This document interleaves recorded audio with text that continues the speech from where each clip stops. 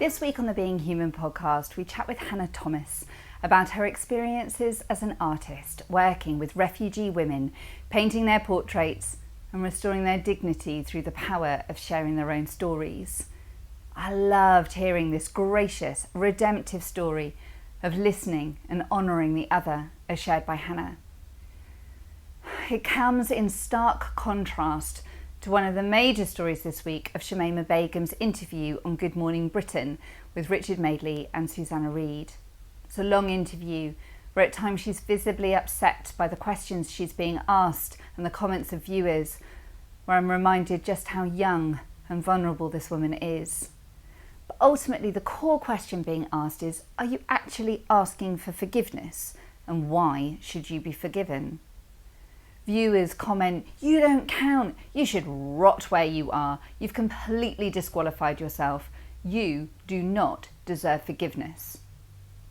Chat shows, social media threads are inundated with the ferocity of indignation that this woman should even be allowed to suggest the possibility of forgiveness. It seems the public, as well as the government, have washed their hands of her.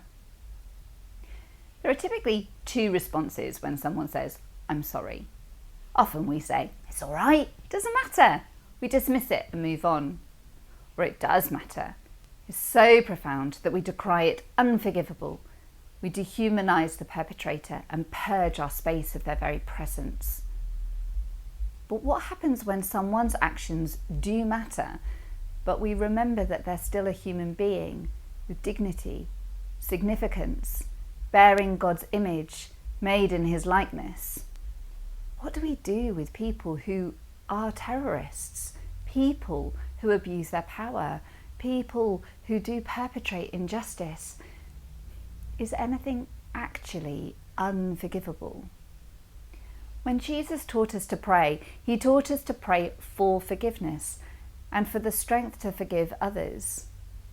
I always think it's helpful to remember that forgiveness and reconciliation aren't the same thing. Some consequences of sin are inescapable.